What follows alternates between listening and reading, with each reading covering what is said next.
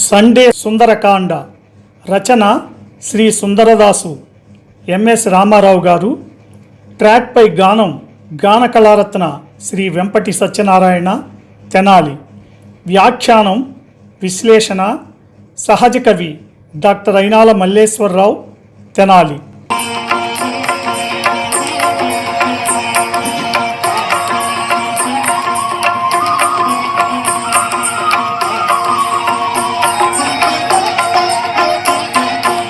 శ్రీ హనుమాను గురుదేవులు నాయద పలికిన సీతారామ కథ, నే పలికెద సీతారామ కథ.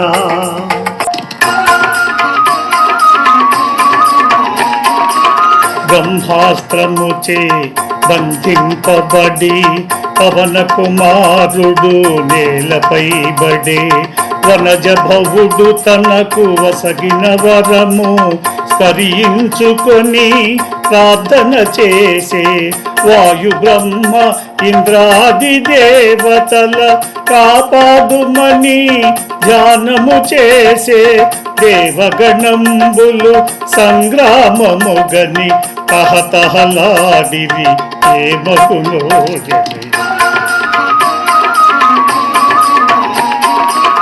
కట్టుబడియున్న వానరోత్తముని అసురులు తలచిది తమకు లొంగెనని, త్వరగా దానవులు దరి చేరి నారచీరలతో బిగిబంధించి, బ్రహ్మవరమున బ్రహ్మాస్త్ర బంధము క్షణకాలములో తొలగిపోయెను. మారుతి మాత్రము నారచీరలకి కట్టుబడినటుల కదలకయుంది.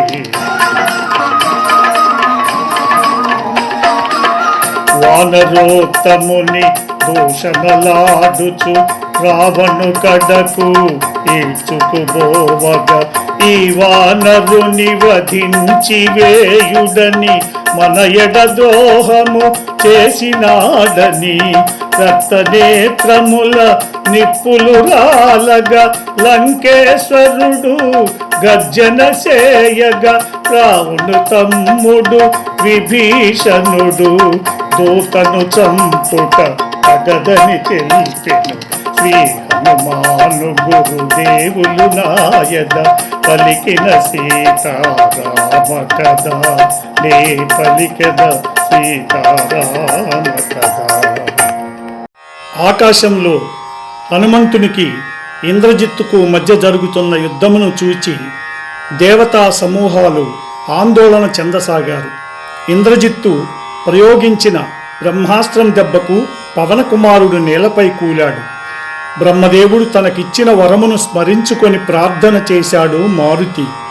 తనను కాపాడమని వాయు బ్రహ్మ ఇంద్రాది దేవతలను అందరినీ ధ్యానించాడు. ఏమి జరగన్నదోయని దేవతలందరూ ఆందోళన చెందుతున్నారు. అసహాయుడిగా పడియున్న కపిరాజు తమకు లొంగిపోయాడని రాక్షసులంతా అనుకున్నారు. అతి వేగంగా దానవులంతా వచ్చి నారచీరలతో ఆంజనేయుని గట్టిగా బంధించారు. బ్రహ్మవర ప్రభావంచే బ్రహ్మాస్త్ర బంధం ఒక్క క్షణంలో తొలగిపోయింది.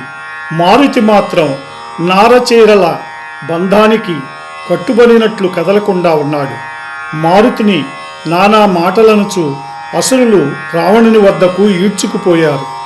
అంతట రావణుడు ఉగ్రుడై, మన ఎడల ఇతడు ద్రోహం చేశాడు, ఇతనని వెంటనే వధించండి అని ఆజ్ఞాపించాడు. రావణుని కన్నులు రక్తంలా ఎరుపెక్కి నిప్పులు రాలుచున్నవి. ఆగ్రహోదగ్రుడై గర్జన చేస్తున్నాడు. అంతట రావణుని తమ్ముడు విభీషణుడు, అన్నా, దూతను చంపుట తగదు అన్నాడు. ఈ ప్రోగ్రాంపై మీ యొక్క అభిప్రాయాన్ని లైక్ చేసి కామెంట్ రూపంలో తెలియజేయండి.